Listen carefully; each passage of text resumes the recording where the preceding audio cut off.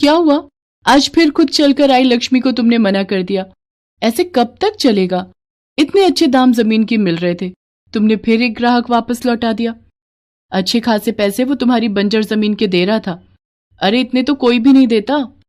चारुलता, चाहे मुझे इस जमीन के कोई लाखों रुपए भी देगा तो भी मैं अपनी माँ की दी हुई आखिरी निशानी किसी को नहीं बेचूंगा। फिर बैठे रहो गरीबी में अपनी माँ की निशानी को सीने से लगाए। इस बंजर जमीन पर कोई खेती नहीं हो सकती। ऊपर से अगर कोई इसे खरीद कर इस पर कुछ बनाना चाहता है तो तुम बेचने को राजी नहीं हो।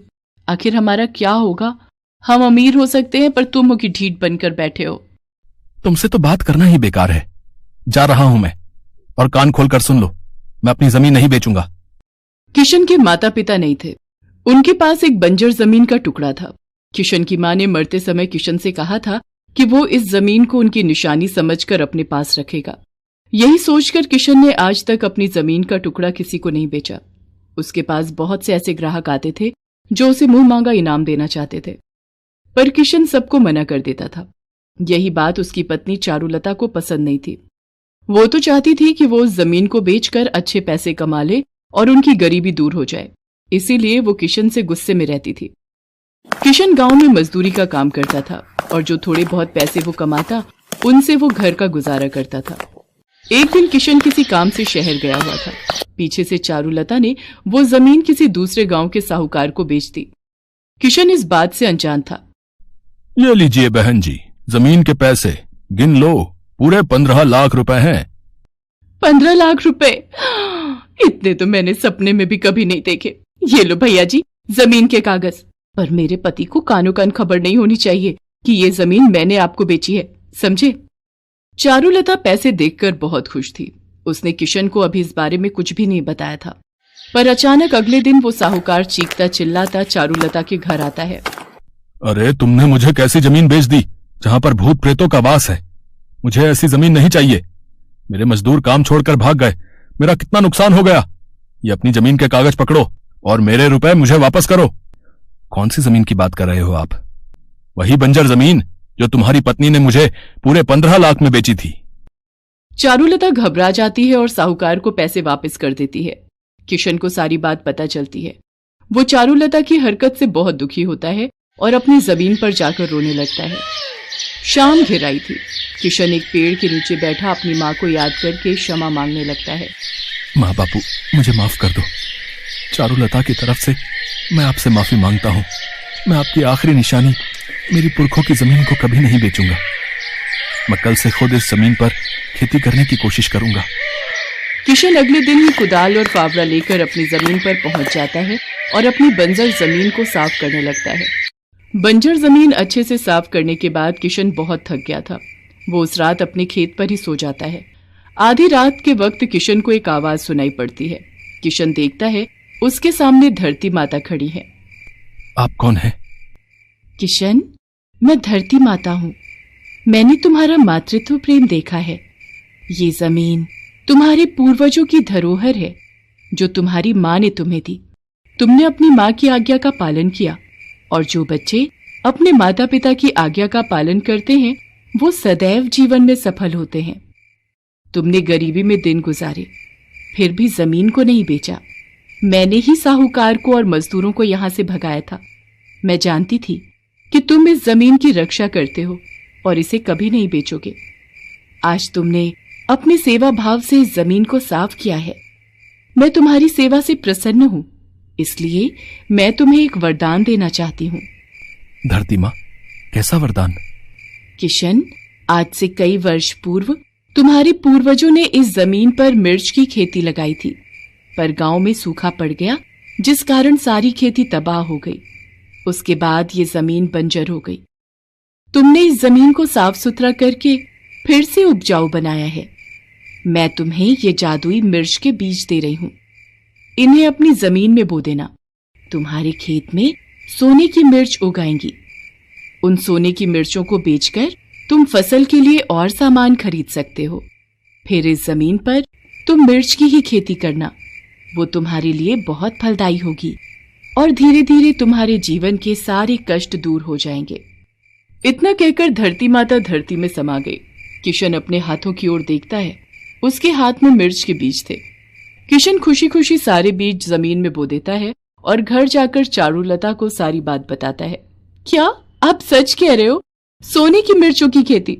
सुनो जी, मुझे माफ कर दो, मैं नहीं जानती थी हमारे पूर्वजों का आशीर्वाद इस जमीन पर और आप पर बना हुआ है।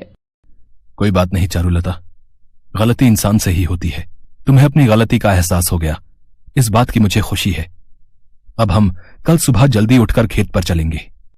अगले दिन किशन और चारुलता दोनों खेत पर जाते हैं। वो देखते हैं खेत में सोने की मिर्चें लहरा रही हैं। दोनों उन मिर्चों को देखकर बहुत खुश होते हैं। किशन को उसकी अच्छाई का फल मिल जाता है। धरती माता और पूर्वजों के आशीर्वाद से उसके जीवन के सारे दुख दूर हो जाते हैं। किशन और चारुलता दोनों मिलकर सारी सोने की मिर्चें तोड़ लेते हैं और उन्हें बाजार में बेच देते हैं। उनसे जो पैसा मिलता है उससे किशन खेती करने की सारी मशीनें और सामान खरीद लेता है।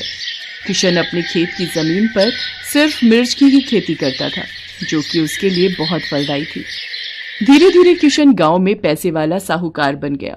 वो गरीब और बेसहारा लोगों की भी बहुत मदद करता था। आज भी वो मन ही मन अपने पूर्वजों और धरती माँ को धन्यवाद करना नहीं भूलता।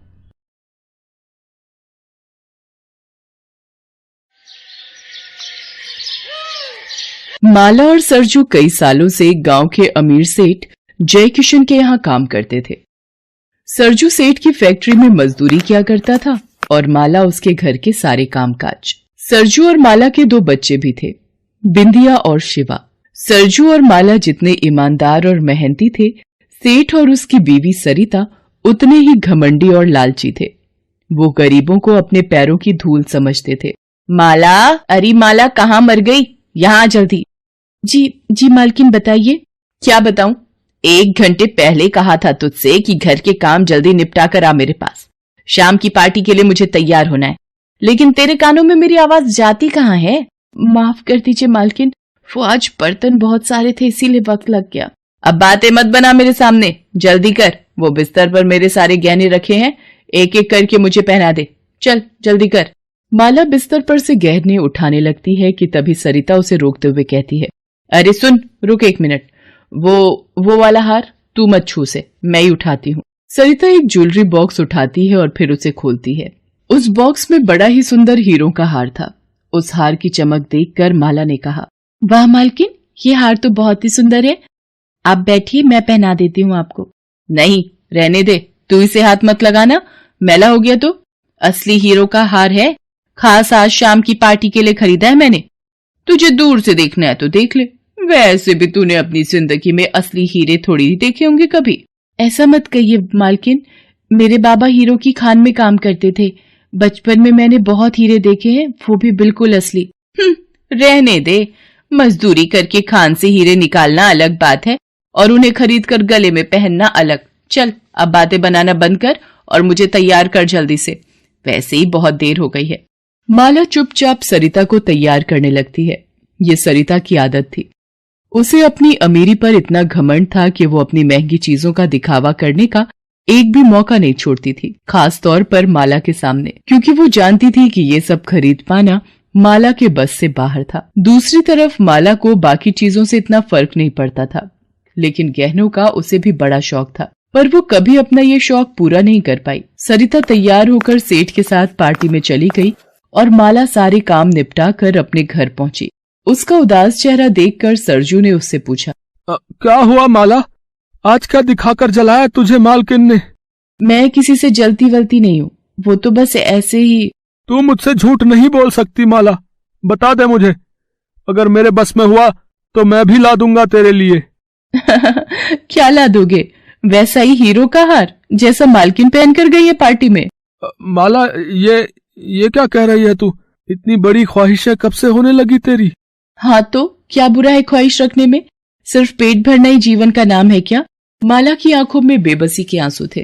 वो गुस्से में घर की दहलीज पर आकर बैठ जाती है। तभी वहां एक बूढ़ी अम्मा आती है और अपना खाली कटोरा माला की तरफ बढ़ाते हुए कहती है, इस बुढ़िया के पेट की आग बुझा दे बेटी, भगवान तेरी हर इच्छा पूरी करेगा। खाना तो मैं दे दूंगी अम्मा, पर मेरी इच्छा पूरी करना शायद भगवान के बस की बात भी नहीं है। इतना कहकर माला घर के अंदर जाती है और कुछ ही देर में खाना लेकर वापस आती है। बूढ़ी अम्मा उससे खाना ले लेती हैं और फिर उससे कहती हैं, ऐसा नहीं है बेटी, भगवान चाहे तो क्या नहीं कर सकता। जैसे तूने इस वक्त खाना खिलाकर मेरी इच्छा पूरी की है, वैसे ही भगवान तेरी भी इच्छा जरूर पूरी करेंगे। बूढ़ी अम्मा अपने पुराने झोले में से कुछ निकालकर माला को देती हैं और कहती, ये ले बेटी, भगवान का प्रसाद समझकर रख ले। और हाँ, मेरी एक बात हमेशा याद रखना बेटी, इच्छा बस तब तक इच्छा रहती है जब तक वो पूरी नहीं हो जाती। असली इम्तिहान तो इस बात का है कि अपनी इच्छा पूरी हो जाने के बाद तू क्या करती है। इतना कहकर बूढ़ी अम्मा वहां से चली जाती हैं। माला अपनी मुट्ठी खोलकर देखती है तो उसमें कुछ बीज होते हैं जो बूढ़ी अम्मा उसे देकर गई थी। वो उन बीजों को सरजू के पास लेकर जाती है और उसे सारी बात बताती है। मुझे तो कुछ समझ नहीं आ रहा कि इन बीजों का करना क्या है, और न ही कुछ और जो वो अम्मा मुझसे कहकर गई। अरे इसमें इतना सोचना क्या है, बीज है तो इन्हें घर के पीछे जाकर बो दे, कुछ ना कुछ तो उग ही जाएगा। माला ऐसा ही करती है। घर के पीछे जो थोड़ी बहुत जगह थी उसके पास, वहां जाकर वो उन बीजों को मिट्टी में दबा देती है।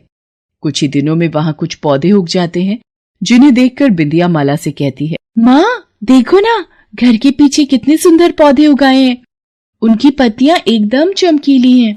माला तुरंत जाकर देखती है, वाकई उन पौधों की पत्तियां बिल्कुल अलग तरह की। अरे हाँ रे बिंदिया, ये तो वही जगह है जहां मैंने वो बूढ़ी अम्मा के दिए बीज दबाए थे। लगता है उन्हीं से ये पौधे उगाए हैं। तुम दोनों इन्हें तोड़ना मत, ठीक है? इन्हें थोड़ा और बड़ा होने दो, फिर शायद इनमें कोई फूल या फल भी आ जाए।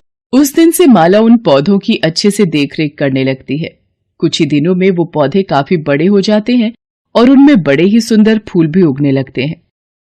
फिर एक दिन तेज आंधी में एक पौधा टूट जाता है। ये देखकर सरजू माला से कहता है, माला ये पौधा तो टूट गया, लेकिन इसकी जड़ अभी भी ठीक है। ऐसा करता हूँ, इसे उखाड़ कर दूसरी जगह लगा देता हूँ। वैसे भी इन पौधों के लिए यहाँ जगह कम पड़ रही है। हाँ ठीक है, ये सही रहेगा। सरजू जैसे ही उस टूटे पौधे की जड़ उखाड़ता है, उसकी आंखें फटी की फटी रह जाती हैं। पौधे की जड़ में कई सारे चमकीले पत्थर लटक रहे थे। माला ने उन पत्थरों को छूकर देखा और फिर चौंकते हुए बोले, ये तो हीरे हैं जी, वो भी बिल्कुल असली। क्या कह रही है माला? अगर ये सच है तो? अगर नहीं जी, ये बिल्कुल सच है, ये असली हीरे ही हैं। अब समझ आई मुझे उन अम्मा की बात। सच में भगवान ने उन्हें भेजा था मेरी इच्छा पूरी करने के लिए। अब बैठे क्या हो, जल्दी करो, बाकी के पौधों को भी उखाड़ कर देखते हैं। माला और सरजू बाकी के पौधों को उखाड़ कर देखते हैं। सभी पौधों की जड़ें असली हीरों से भरी पड़ी थीं। उन दोनों ने उन पौधों के फूलों से और बीज तैयार किए और अब तो वो हीरों की खेती करने लगे। माला और सरजू के दिन फिर गए थे। उन हीरों ने उन्हें पूरे गांव में सबसे मालदार बना दिया था।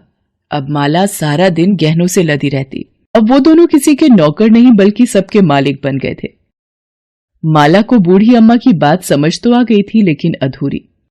अब सरिता की तरह माला को भी अपनी अमीरी पर घमंड होने लग गया था। एक दिन बाजार में, अरे सरिता कैसी हो? वैसे दिख तो गरीब ही रही हो। तुम्हारा ये हार कितना फीका है, मेरे हार की चमक के सामने तो ये कुछ भी नहीं। सरिता बिना कुछ कहे वहां से चली गई। माला की सारी इच्छाएं अब पूरी हो गई थी। उसके पास हीरों के खेत थे, जो अपने आप में किसी अजूबे से कम नहीं था। फिर एक दिन, माँ जल्दी चलो माँ, देखो शिवा को पता नहीं क्या हो गया, वो उठ ही नहीं रहा। माला भागती हुई शिवा के पास पहुंची। वो जमीन पर बेहोश पड़ा था और उसके एक हाथ में एक बड़ा सा हीरा था। उसे देखकर माला ने गुस्से से पूछा, ये हीरा कैसे आया इसके पास? पता नहीं मालकिन, हमने तो खेत से लाकर बोरी यहीं रखी थी। पता नहीं कब शिवा बाबा ने ये हीरा निकाल लिया। ये तो साफ था कि शिवा ने खेलते हुए उस हीरे को अपनी जीभ से लगा लिया था, जिससे वो बेहोश हो गया। सरजू शिवा को तुरंत अस्पताल लेकर भागा। देखिए, हम बच्चे को बचाने की कोशिश कर रहे हैं, लेकिन उसकी हालत नाजुक है। अब भगवान ही कोई चमत्कार कर सकते हैं। डॉक्टर की बात सुनकर तो जैसे माला के होश ही उड़ गए थे। उसे तो अब जैसे हीरों से नफरत सी होने लगी थी। उसने तुरंत अपने शरीर से हीरों के सारे गहने उतारकर फेंक दिए और पास ही बने एक मंदिर में जाकर भगवान के सामने जोर जोर से रोने लगी। हे भगवान, इतनी बड़ी कीमत मत लीजिए मुझसे, मुझे कुछ नहीं चाहिए। मैं हर परेशानी के साथ जी लूंगी, लेकिन अपने बच्चे के बिना नहीं जी सकूंगी मैं। माला मंदिर की दहलीज पर सिर रखकर जोर जोर से रो रही थी। तभी उसे अपने कंधे पर किसी का हाथ महसूस हुआ। उसने पलटकर देखा तो सामने वही बूढ़ी अम्मा खड़ी थी, जिन्होंने उसे पहली बार वो बीज दिए थे।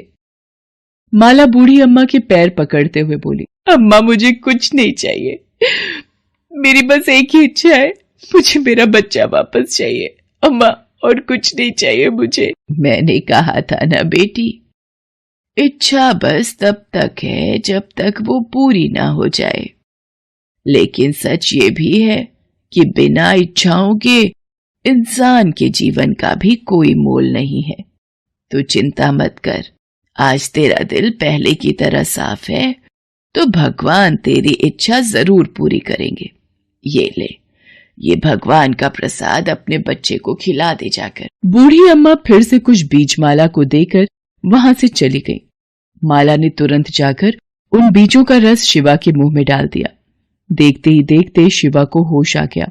वो अब बिल्कुल ठीक था। माला बहुत खुश थी। भले ही उसके पास अब हीरों के खेत नहीं थे, लेकिन उसका बच्चा सही सलामत उसके पास था, जो उसके लिए सबसे बड़ी दौलत थी। हेलो दोस्तों, कैसे हैं आप सब? हमारी कहानियां देखने के लिए हमारे चैनल को सब्सक्राइब कीजिए और हाँ, बेल आइकॉन पर क्लिक करना मत भूलिएगा।